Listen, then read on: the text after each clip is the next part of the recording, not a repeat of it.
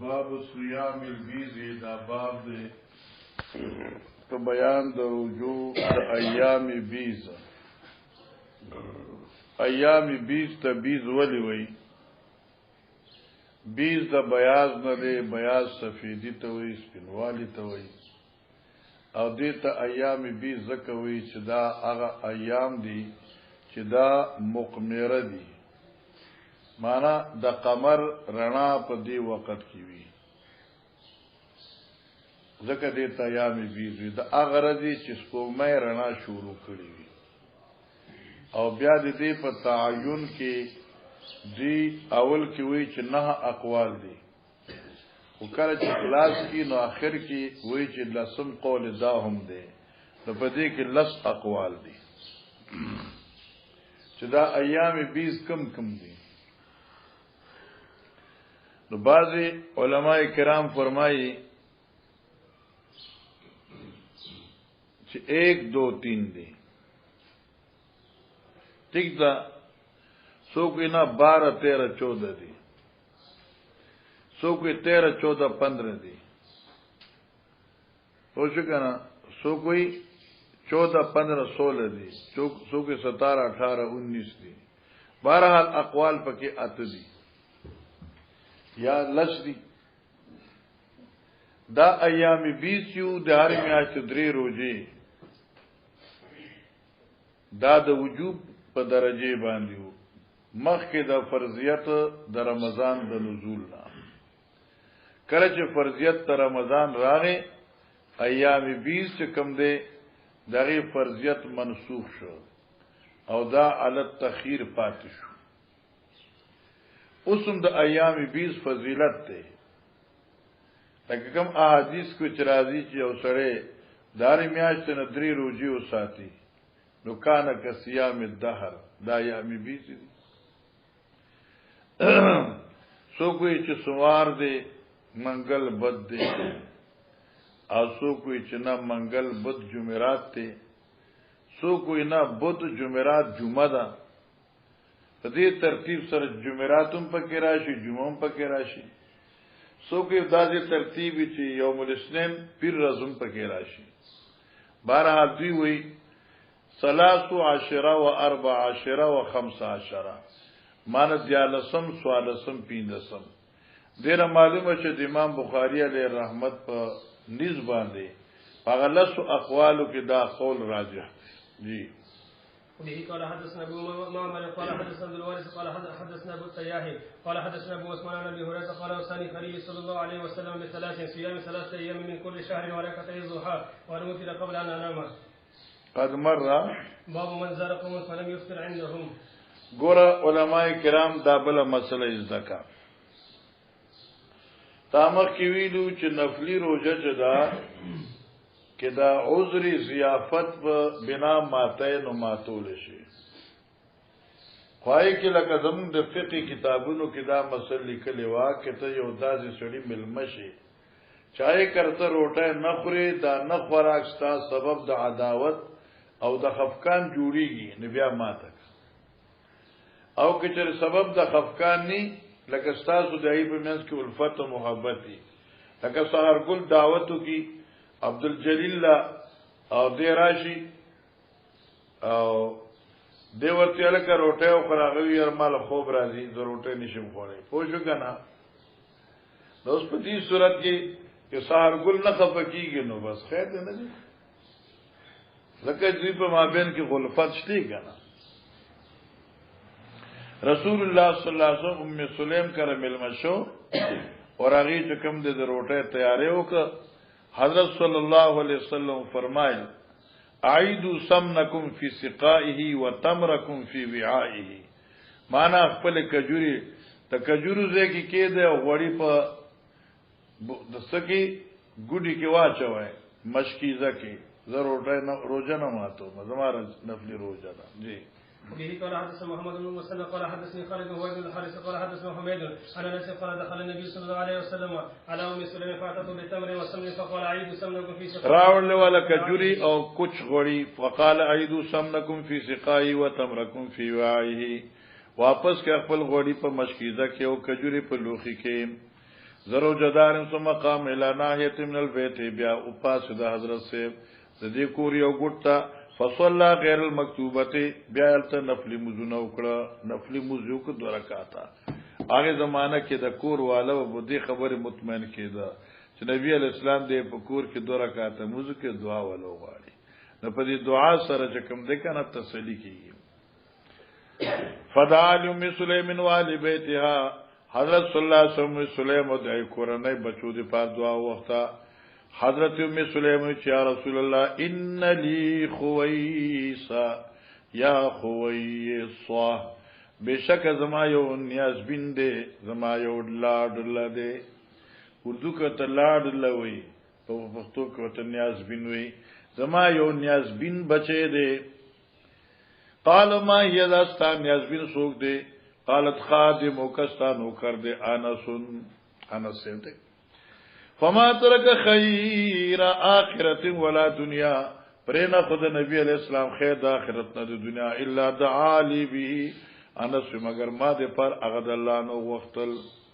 کہ دا سی جامع دعا وکړه چې د کم سیز نوم خیر او د چای د دنیا او د آخرت ما دے پر سوال وکړه څنګه الله مرزق مالا و ولدا وبارك له اے الله دې مال ورکي اولاد ورکي او دې په عمر کې اولاد کې خیر او برکتونه واچي معلومه شو مچوالي سرکار خوشګنا چې مال مضموم نه دی مال خشه دی مضموم هغه مال دی چې غتا د الله نه لری کوي دین نه دی لری کوي فإني لمن أكثر الأنصار مالا حضرت انس ویزه چې ما خامخیم پانصارو کې د ټول زیات مال والا وحدثتني ابنتي امينه او ما ته زمالور امینه دا خبر او کړه چې انه دفن لسلبي بشکا خخ کړه شوی دی هغه اولاد چې زما د شان دي یعنی زما حقيقي اولاد نکه نسی کړوسی مقدم الحاج هغه کال د حجاج ابن یوسف او علماء کرام فرمایي چې هغه د هجرت 75 سالو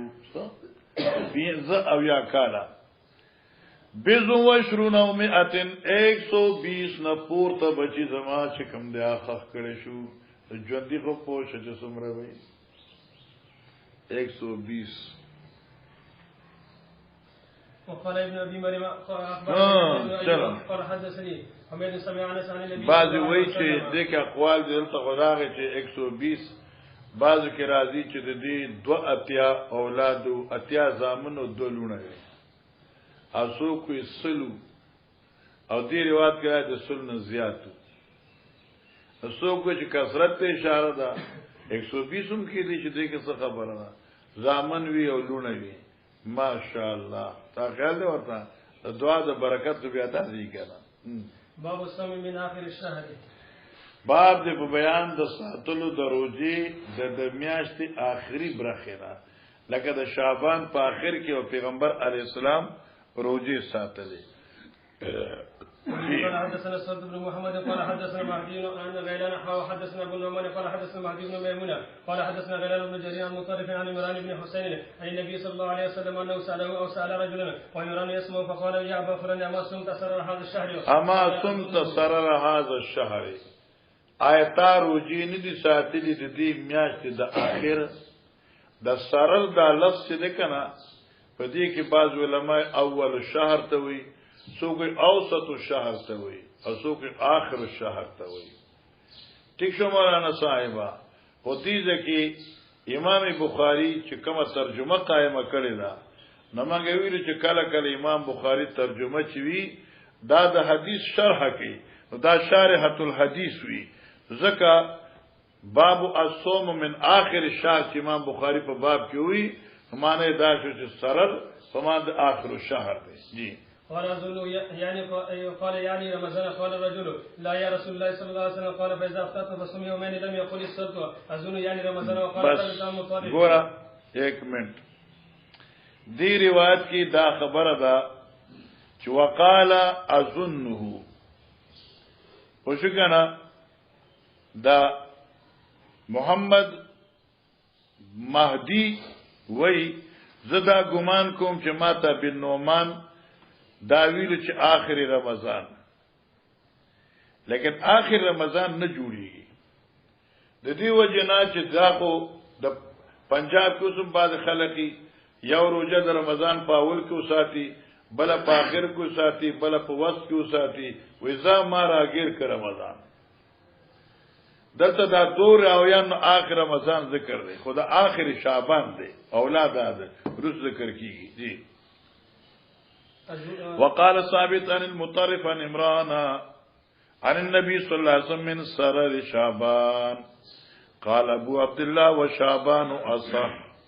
کم راویان چې رمضان ذکر کړی دی کنه دو روایتونو کې، نو داغینه مراد رمضان نه دی، شعبان دی. خو د شعبان او د رمضان کې تلمیذ تا سهو شوی دا د شیخ د کلام په اوریدو کې، لہذا دا شعبان دی، رمضان نه دی. جی باب صوم يوم الجمعة إذا أصبح صائما يوم الجمعة فعليه أن يفطر، يعني إذا لم يصوم قبل ولا يريد أن يصوم بعده. ګوره علماء کرامو توجه ساتئ. باب صوم یوم الجمعه هغه مرګری چې ورځ چټ راو لګلو د جمعې پر ورځ روزه څنګه را. باب د بیان د روزي نفلی فرض د جمعې. وإذا أصبح صائما کله چې اوسه روزدار را سبا کی فرض د جمعې فعلی ان یفطر، نو په دې لازم دی چې د روزه ماته کی، یعنی اذا لم يصم قبله ولا يريد ان يصوم بعده. کله چې دې روزه دینه مخکې نه ساتي او دې دا اراده نه کوي چې دینه رسو به ما روزي. اوس مسلې ته واقع ده چې بای د جمعې د روزي څه حکم دی. بعض علماء کرام فرمایي چې د جمعې روزه چې دا بالکل ناروا او حرام ده، او د دې وجنه چې دا کوم منیان هودا. اور امام ابو حنیفه او امام مالک رحمه الله فرمایي چې د جمعې ورځ روزه دا مباح ده، اباحت ده. توجه کوه. او په دې د اشکال دی چې بعض روایتو کې راځي چې لا تختص یوم الجمعه. نو توجه که امام مالک امام ابو حنیفه وی چې یو نفسي روزه ده، روزه پر ورځ د جمعې مباح ده او لا نه ده. او کوم روایتو کې چې نه راغل ده، هغه نه د تحریم نه ده بلکې نه ده تنزیه ده. بس البته زنګ دي حاشو کې دی مخکوم د عاشد او رپور مخکوم د عاشد. چې امام مالک رحمت الله علیه فرمایي لم اسمع احدا من آل العلم والفقه، ما د یو عالم او خاوند د فقه نه یا داسې علما چې دغه خلق اقتدا کوي، ما نه دی اوریدي دغه نه چې د جمعې درځي منع کوي. برځي عاشق کشته پورے مخیم به حاشیه کشته. دا چې کله تارنجه لګولي او ته بیا مطالعه کوي پوښی کنه، نو تا ته حیران تو برازي چې نبی علیہ السلام کو منع کړ دا رسول حدیث راځي. اور امام مالک سے وی چې باندې دی اوریدي یو عالم نه، یو فقيه نه، یو داسې شخصیت نه چې یقتدا چې هغه مقتدای امتی چې دینه منع کړي. بیا پوری مخکی په عاشق کې جواب داودی ورکړی دی. علامه داودی رحم الله و شاید امام مالک دا فتوا د هغه زمانی وا چې دې ته احادیث د نهي نور رسیدلی په دې ځام خلاصيږي اسنه خلاصيږي. ٹھیک شو جی. به قال حدثنا ابو عاصم عن ابن جرير عن عبد الحميد بن جبير بن شيبة عن محمد بن عباد قال سألت جابر عن النبي صلى الله عليه وسلم عن صوم يوم الجمعة قال نعم زاد غير ابي عاصم يتفرد بصومه. اوس ګوره دا نه خوشوا اور امام مالک کو چې چا منع نه دا کړي نو چې دا نه هغه ته نو رسیدلې. دویمه خبره دا چې دا تفرد باندې پوښوي لکه ته نه د جمعرات روزي ساتي نه د هفتې اراده وي او فقط جمعې له پاستا روزي دا مناسبه نه ده ځکه چې دې سره تحقیر د باقی ایام راځي کې چرتا هدايه ویلی یا ټول فقها کنه خو کې چرتا هدايه ویلی نو لکه امام سے فرمایي کہ یو سړی آیت ته سجدی وای او باقی مخ رسو حساب پریږي دي نو دا مکروه دي د دې وجنه مکروه چې دي کې الکا تعظیم د یو آیت راځي او تحقیر او نقص بل آیت راځي او دا مناسب نه دي نو دا یو وهم دی تشوا نو نه تنزیه شوا او بهتره ده چې جمعې سره هفته یا جمعرات سره وځي وبه قال حدثنا عمر بن حفص بن غياث قال حدثنا ابي قال حدثنا عمر قال حدثني ابو صالح عن ابي هريره قال سمعت النبي صلى الله عليه وسلم يقول لا يصومن احدكم يوم الجمعه الا يوما قبله وبعده. وبه قال حدثنا مسدد قال حدثنا يحيى عن شعبة وحدثني محمد قال حدثنا غندر قال حدثنا شعبة عن قتادة عن ابي ايوب عن جويرية بنت الحارث ان النبي صلى الله عليه وسلم دخل عليها يوم الجمعه وهي صائمه فقال اصمت امس قالت لا قال اتريدين ان تصومي غدا. نبی علیہ السلام چې جویریہ بنت حارث سخرانه ٹھیک شو کنه دام د حضرت صلی الله علیه وسلم بیبي مکرمه ده ها انو دې دې روزه د جمعې پر دې حضرت ته پرند روزه وینا په سبا دې رادشته چې وینا په ففترین بیا روزه ماته دا امر پیغمبر علی السلام چې دې تور کړی دا صرف دې لپاره چې په دې زین کې تعظیم د یوم الجمعه داسې انداز سره نشي چې تحقیر د بل رضی کی ٹھیک شو اګه دی ویل چې مرید یم مریدا د یوم السبت نه بیا خوشکال نو او که تر دی ویل چې صمت یوم الخميس بیا خوشکال نو دی. وقال حماد بن الجاري سمع قتادة قال حدثني ابو ايوب ان جويرية تحدثت فامرها فافطرت. باب هل يخص شيء من الايام. ګوره علماء کرام صلحای امت حال یخص شیء من الايام آیا دافتی چې کوم ورځ دي پای کې یو ورځ د عبادت لپاره مختص کول شي جواب سره نه ها کې چې دا تخصیص من جهت شرعي وي دا حکم شرعي دی خو کې یو تخصیص شاری طرف نه اجازت د تخصیص نشته لري ځان نه تخصیص کول او ځان نه مخصص جوړول او یو مخصص کول دا د بنده په اختیار کې نشته جی. وبه قال حدثنا مسلم قال حدثنا يحيى عن سفيان عن منصور عن ابراهيم عن علقمة قلت لعائشة هل كان رسول الله صلى الله عليه وسلم يختص من الايام شيئا قالت لا كان عمله ديمة ويكون وی آیا پیغمبر علیہ السلام به خاص کوله درزونه یو ورځ شیان ما یو شی یو ورځ قالت لا وینا کان عمل دیمتن د حضرت عمل همیشه دایمي وو آی کې به انقطاع نه و او په تخصیص طرف انقطاع راځي بیا و ايکم یطیق ما کان رسول الله صلی الله علیه وسلم یطیق او تاسو کم یو سره دی چې دمر طاقت ته عبادت نفلیو سلطی چې کوم به پیغمبر علی السلام کو او د پیغمبر اسلام طاقت دا بخاری باب دی پدې کې ډېر غټ عظیم اشکال دی تاسو ګوره هر کار رسول یختص من الايام حضرت وو چای به خاص کول د ایامونو یو ورځ حتی عائشہ فرمایي چې نه حالانکه ابي داود او ترمذی آی کې دي پیغمبر علیہ الصلوۃ والسلام په هفته کې یوم الاثنين او یوم الخميس دا به خامخا عبادت لپاره روزي لپاره خاص کول ته 157 ترمذی وګوره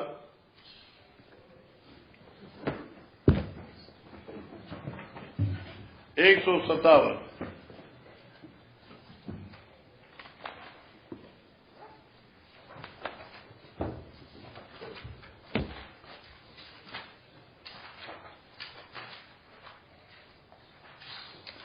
بالکل سنٹر صفو گورا باب ما جا فی یومی في صوم يوم الاثنين والخميس اشتي خا دا حديث رازبر عن ربيعة بن الجرشي عن عائشة رضي الله تعالى عنها قالت كان رسول الله صلى الله عليه وسلم يتحرى صوم الاثنين والخميس تخصیص ہو رہا ہے ابی داود کو 338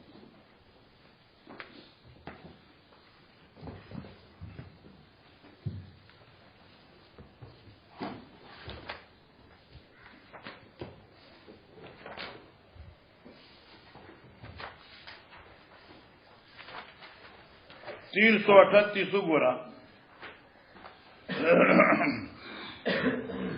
باب ترد باب فی صوم الاثنین والخمیس درے مکر خد ابی داود 338 برا طرف تا ٹھیک شو بیاما کی حدیث تو گورا فکان یصوم یوم الاثنین والخمیس و یوم الخمیس دا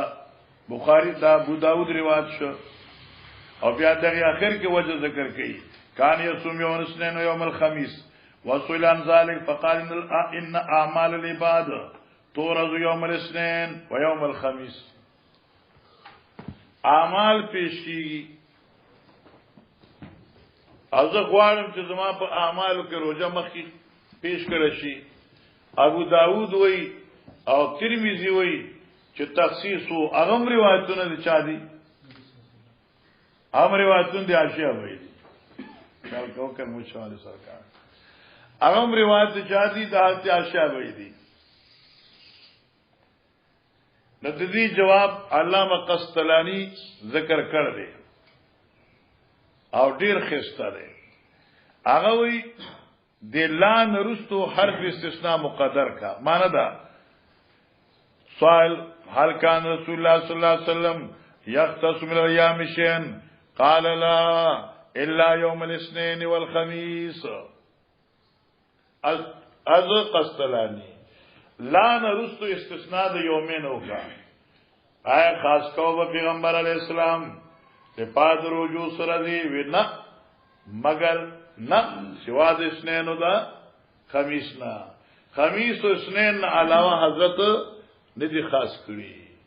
اے اوس ندی خاص کړي نو 338 کې وایا او دای ولې خاص کړو ولی کدی ایامو کې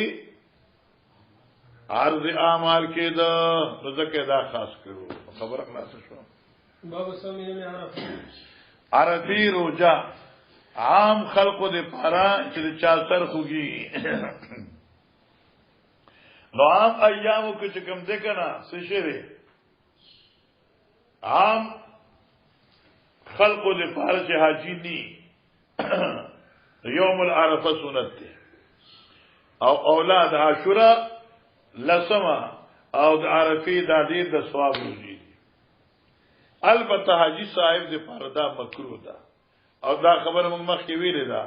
خو عبارت و اشاره به قال حدثنا مسدد قال حدثني يحيى عن مالك قال حدثني سالم قال حدثني عمير مولى ام الفضل ان ام الفضل حدثته هو حدثنا عبد الله بن يوسف قال حدثنا مالك عن ابي النضر مولى عمر بن عبيد الله عن عمير مولى عبد الله بن عباس عن ام الفضل بنت الحارث ان الناس تماروا عند يوم عرفه في سم النبي صلى الله عليه وسلم فقال بعضهم هو صائم وقال بعضهم ليس بصائم فارسلت ام الفضل اليه بقدح لبن وهو واقف على بعير فشربه قد مر قال حدثني يحيى بن سليمان قال حدثني ابن وهب او قرأ عليه اخبرني عمرو عن بكير عن قريب عن ميمونه ان الناس شكوا في سم النبي صلى الله عليه وسلم يوم عرفه فارسلت اليه بحلاب وهو بحلاب يعني شاودل شلشي معلوم منه والناس ينظرون باب صوم يوم الفطر باب دې په بیان د ممانعت درجه د ورکی اختر زکه ورکی اختر رز لسم دا ذلحج لو اختر لس یولس دولس دیارلس دا 15 ایام منهیه دی پکال کی اور دای وجہ پیغمبر علیہ السلام فرمائی چې د ورکی اختر رز چې دا نو دا یوم الاکل دا یوم الفطر دا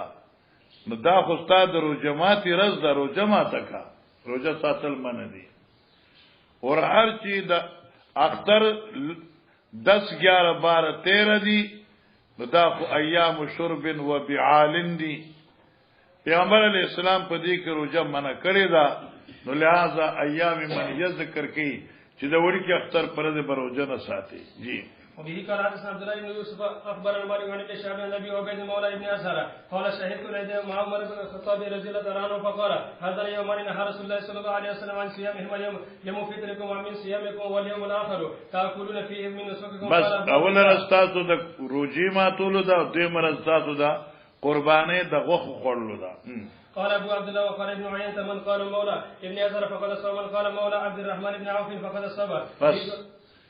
اوس ګوره مخکې روایت کې و چې دا ابي عبید د غلام د ابن ازهر دی او پر روایت کې راځي چې دا ابي عبید چې کوم دی دا مولا دا چا دی د عبدالرحمن ابن عوف دی نو دا یو سره د دو څنګه غلام شو. امام بخاری داغي جواب کړی دی حاشیه کې ستا تفصیل موجود دی وې دوه خبرې رښتیا دي ولی مولا د ابن ازهر حقیقتا شي نو مولا د عبدالرحمن دا به مجازن او حکمن شي معنی زر خریده خود ابن ازهر دی خو خدمتگار جو نو د عبدالرحمن ابن عوف بازی کنا زوی د یوې خدمت دبل چا کوي نو په بای خطا غست دی او خدمت دبل کوي نو نسبتونه دواړه صحیح دي خو یو ته نسبت مجازي کوي حکمن او یو ته نسبت حقيقي کوي. دویم قول دار چې لکه نسبت د مولا ابن ازهر ته عبدالرحمن ابن عوف ته دواړه صحیح دي معنا څه دا ممکن ده چې مخکې د مولا د ابن ازهر بیا یې خرڅ کړ رسول عبدالرحمن ابن عوف غلام شو ٹھیک شو انا په دې کې څه ښکار نشته دی ځکه امام بخاری چې دوار اصحاب دي جی. دي قال حدثنا موسى بن اسماعيل قال حدثنا وهيب قال حدثنا عمرو بن يحيى عن ابي سعيد قال نهى رسول الله صلى الله عليه وسلم عن صوم يوم الفطر والنحر والاستماع وان يحتبي الرجل في صف واحد وعن الصلاه بعد الصبح والعصر باب صوم يوم النحر جی آسان دے. به قال حدثنا ابراهيم بن موسى اخبرنا هشام عن ابن جرير اخبرني عمرو بن دينار عن عطاء بن ميناء قال سمعته يحدث عن ابي هريره قال ينهى عن صيامين وبيعتنا الفطر والنحر والملامسه والمنابذه. به قال حدثنا محمد بن مسنى قال حدثنا معاذ اخبرنا ابن عون عن زياد بن جبير قال جاء رجل الى ابن عمر فقال رجل نذر ان يصوم يوما اظن قال اثنين فقال رجل نذر ان يصوم يوما اظن قال اثنين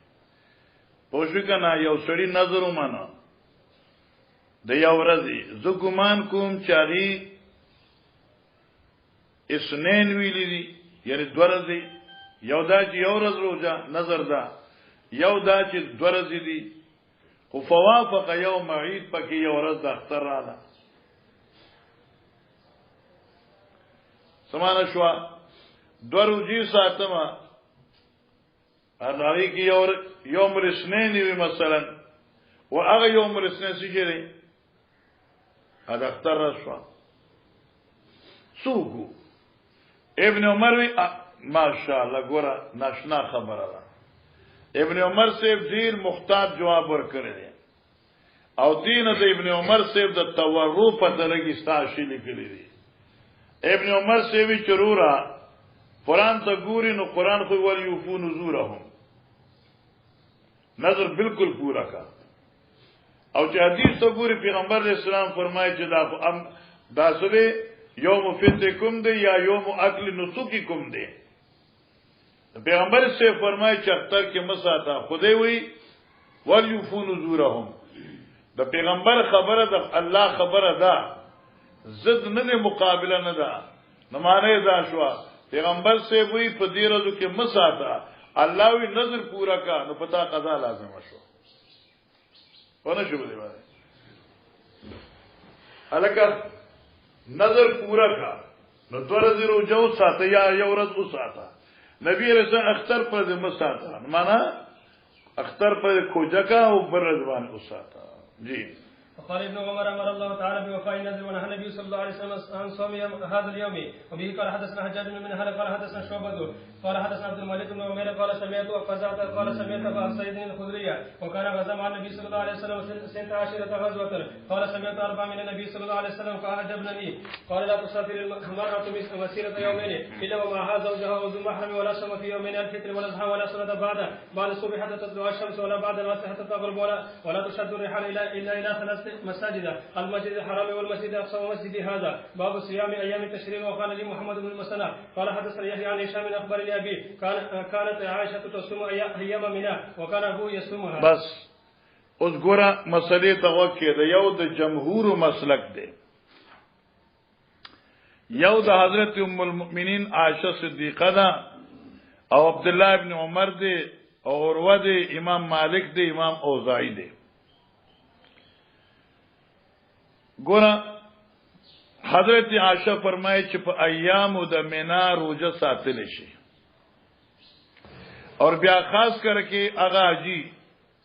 متمتع چې چا څخه د قربانۍ پیسې نه وي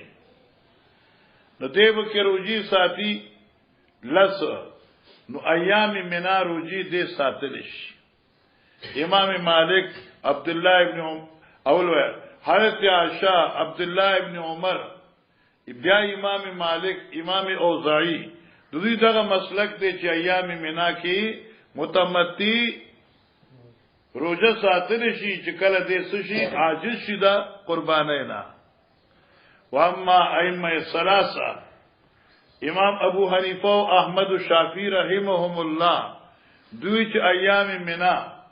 دا ایام د تشریق دي او اوس موږ حدیث کې وی چې حضرت ایامو اکلی نسوکی کوم دی دا ستاسو قربانې د غوخو د خورلو رزي دي لہذا په دې کې روزي نشته ساتلې. په دې روایت کې چې کوم ذکر دی د حضرت عائشہ خپل رائے ابي قول اجتهاد دی. جی وبه قال حدثنا محمد بن بشير یو طالب جانا وکان ابوه صائما. دې کې دوه احتمال دي، یو احتمال دا دی چې دا هشام قول دی نو ابوه صائما الکه د هشام د پلانو سو اوروا بم روزه ساتلا. او فی روایت ابیها چې ابیها شي ضمیر به حضرت عائشہ به تراجی شي مراد صدیق اکبر سے بشي. جی وبه قال حدثنا محمد بن بشار قال حدثنا غندر قال حدثنا شعبة قال سمعت عبد الله بن عيسى عن الزهري عن عروة عن عائشة وعن سالم عن ابن عمر قال لم يرخص في ايام التشريق ان يصوم الا لمن لم يجد الهدي. وبه ٹھیک شو دا ابن عمر سے رائے دا او حضرت عائشہ دا قول ده. وبه قال حدثنا عبد الله بن يوسف قال اخبرنا مالك عن ابن شهاب عن سالم بن عبد الله عن ابن عمر قال الصيام لمن تمتع بالعمرة الى الحج الى يوم عرفة فان لم يجد هديا ولم يصوم صام ايام منى. وعن ابن شهاب عن عروة عن عائشة مثله تابع ابراهيم بن سعد عن ابن شهاب. دې ځکه چې امام بخاری د مقابل کې روایتونه رانړل نو فتعين من هذا السمت ان امام البخاري قد توافق ابن عمر وعائشة وامام مالك عليهم الرحمة. باب صيام يوم عاشوراء. ګورا طالب جانا دې نواغلا تر اخر د باب پر چې خلاصيږي دې پوری مسله دا ذکر کیږي چې الګه د ایوم عاشورا د روزي څه حکم دی. عاشورا خو پوجي کنه کومه روزي ته وي د وړ کې اختر لسمره ها د غټ اختر لسمره بس دا کوم وی کنه مال اصل کې ستا وراله چې ما دا وړ کې اختر دی اګلې اختر ساو شو سر به خوږي پونه شو کنه او د احمد سرم خوږي الله دې دوړ سرونو ته خیر کی قدرتی کار دې مت یافتي پر زما سبق ته بالکل ضرورت کی چې دا څه وجه ده ډیر باندې ډیر سست دی خو ځا دماغ کارونه ها ته بده ته تلې حکم دې تلې تلی نو داخله برتلی چې کم کور تر راغلی ټانګي تړلې بیا پرانستی دی راغلی نو تسل تکم خو لاړې دا و ټانګه لیدلی نه ده نو بیا تاسو وایي چې ټانګه موږ څنګه تړلې و څنګه رانو تاسو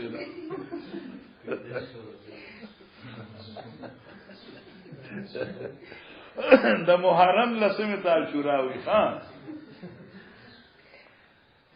الله الله مګه کوری کی سبق چوي کنه مسلم زمون چېونو دي ضروري مولانا عبد الحلیم صاحب سره ډیر قابل سره او انتهایی غصناک قابلیت داو چې مسلم بچو له نو دمره یو چټ ورڅخه هر چټ لکه تاریخ یوم الجمعه دا یوم السبت یوم الاثنين دا څنګه نو کتاب باندې چټه خو آی کې لیکل یو څه مونږ طالبان خو تعلیم غواړو مونږ بیا چې ځان لیکل راوړي کنه نو مونږ بچا پلار ته مسلم باغی ځان سره مونږ به کله کله په زور واسي ضرور ده نو په کې نه چټ کوشش کوو چې دا چټو بس دا چټ مونږ کته نه غیبان بالکل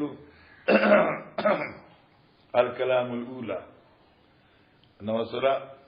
د عاشورې وجه تسمیه الثانيه ما حکم الصوم الثالث دا کنه دا عنوانات بغي لیکل آی تقریبا ډیر زیات مربط بلته کې دي د یورز مسلم کې راغی چې تحت العانه 10 من نساء الفطر یو مرګي आवाज وکړي تحت العانه معنی جی دا چشمن راګه چاته پوسو کو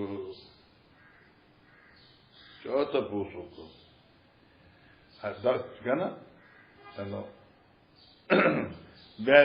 چې ردی سیب نو موازه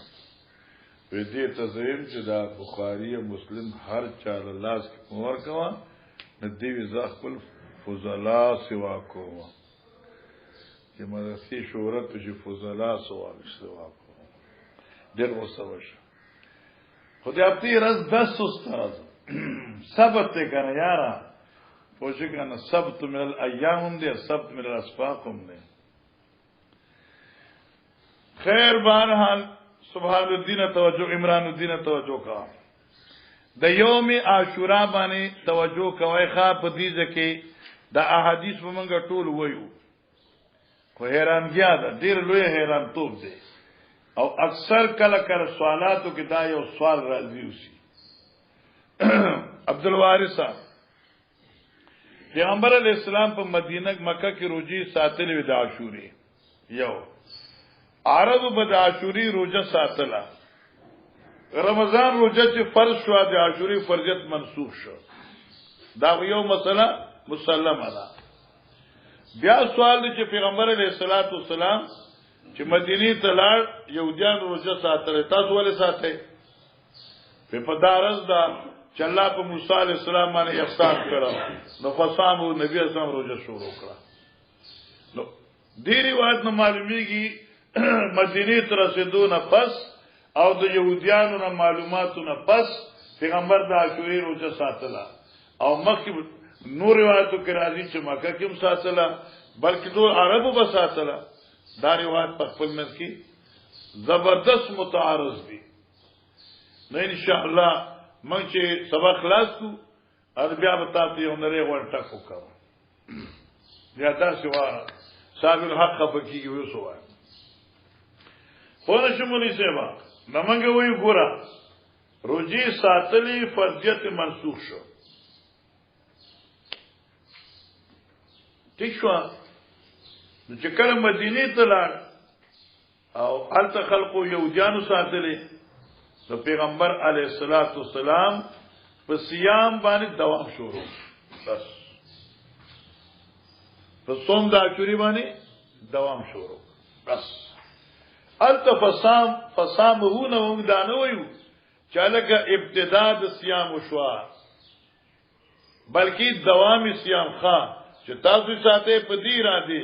بیا کوم موسی ته زډیر نږدې ما هغه ماته تاسو نږدې دي زبدا مشي ساته او تق وجدا چې بعض روایت کې راځي لئن بقيت الى عام قابل لا سمنت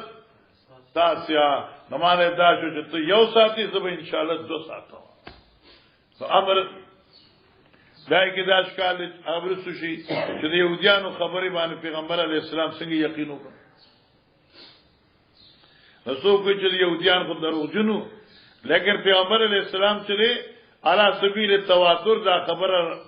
نقل و مشهور و انو حضرت علی په تواتر باندې عمل کړی دیمه خبردار چې حضرت وای شي وا دریم دا چې حضرت خپل اجتهاد جيرو رواية. وبه قال حدثنا ابو عاصم عن عمر بن محمد عن سالم عن النبي قال النبي صلى الله عليه وسلم يوم عاشوراء ان شاء الصوم. وبه قال حدثنا ابو اليمان قال اخبرنا شيبان الزهري اخبرني عروة بن الزبير عن عائشة قالت كان رسول الله صلى الله عليه وسلم امر بصيام يوم عاشوراء فلما فرض رمضان كان من شاء صام ومن شاء افطر. وبه قال حدثنا عبد الله بن مسلمة عن مالك عن هشام بن عروة عن ابي عن عائشة قالت كان يوم عاشوراء فتصومه قريش في الجاهلية وكان رسول الله صلى الله عليه وسلم يصوم في الجاهلية فلما قدم صامه. دیزه که با ادب دی پارنو خطلوی عالمی کنه انشاءاللہ عاشورا روزی با قریشان ساتلی پا جاہلیت کی دابن چه کل چه جاہلو اگر چه جاہلو اگی وی پا زمانہ دا جاہلیت یعنی قبل الاسلام وکان رسول اللہ یصوم فی الجاہلیت او نبی رسول بم روزه ساتل پا زمانی قبل الاسلام ٹھیک شو ادب شی کنه چې نبی پاک جهالت لفظ منسوب نشي پوهی کنه نخینا فلما قدم المدينة صامه وامر بالصيام فلما فرض رمضان ترك يوم عاشوراء فمن شاء صام ومن شاء تركه. وبه قال حدثنا عبد الله بن مسلم عن مالك عن ابن شهاب عن حميد بن عبد الرحمن انه سمع معاوية بن ابي سفيان يوم عاشوراء عام حج على المنبر يقول يا اهل المدينة اين علماؤكم سمعت رسول الله صلى الله عليه وسلم يقول يا اهل المدينة اي مدينة والو اين علماؤكم تاسو علماء چرته دي ماورد نبی علیہ السلام نے چتار دا عاشورے دا ولم يكتب الله عليكم صيامه الله پتا سبحان دی ولم يكتب الله الله نے فرض کړی پتا زی روزي وانا صائم ضرور ساتم ومن شاء فليصوم ومن شاء فليفطر. چلو. وبه قال حدثنا ابو معمر قال حدثنا عبد الوارث قال حدثنا ابو ايوب قال حدثنا ايوب قال حدثنا عبد الله بن جبير عن ابي عن ابن عباس قال قدم النبي صلى الله عليه وسلم المدينه فراد يهودا تصوم يوم عاشوراء فقال ما هذا قالوا هذا يوم صالح دا یورز دا دیر مبارکا صالحا نیکنا درزی نیکوالی بسنگی او بدی هذا يوم صالح دا یورز مبارک دا یورز خوشاله دا اچھا ولی هذا يوم نجى الله بني اسرائيل من عدوهم الله بني اسرائيل دشمن نخلاص کرو نفصام موسی روزه ساتلا قال ذات فانا حق بموسى منكم زیات اقدار ما نفصامه اوس بمان څنګه فصامه سمانا اے ثبت علی صیامه فصامه اداوم علی صیامه باندې بخوشي اشکالات به ختم شي. وبه قال حدثنا علي بن عبد الله قال حدثنا ابو اسامه عن ابي عميس عن قيس بن مسلم عن طارق بن شامع عن ابي موسى قال كان يوم عاشوراء تعوده اليهود عيدا قال النبي صلى الله عليه وسلم تعوده اليهود یهودیان دانو دا به اختر شماره دا به اختر به کنه جی. وبه قال حدثنا عبيد بن موسى عن ابن عيينة عن عبيد بن ابي يزيد عن ابن عباس قال ما رايت النبي صلى الله عليه وسلم يتحرى صيام يوم فضله على غيره الا هذا اليوم يوم عاشوراء وهذا الشهر يعني شهر رمضان. وبه قال حدثنا المكي بن ابراهيم ما شاء الله شپږم د ثلاثياتو شروع شو بيزو ثلاثيات بخاري منغويلو دا شپږم شو جی. وابن ابي عبيد عن سلمة بن الاكوع قال مر النبي صلى الله عليه وسلم رجلا من اسلم ان اذن في الناس ان من كان اكل فليصوم ان من كان بشک ار اغسو چې چا خورلی وی فليصم بقيه يومه نو امساک دیو کې ففات رزقیا سمانه سره امساک یې نه دی خوري ومن لم يكن اكل فليصم فان اليوم يوم عاشوراء جی. بسم الله الرحمن الرحيم باب فرض من قام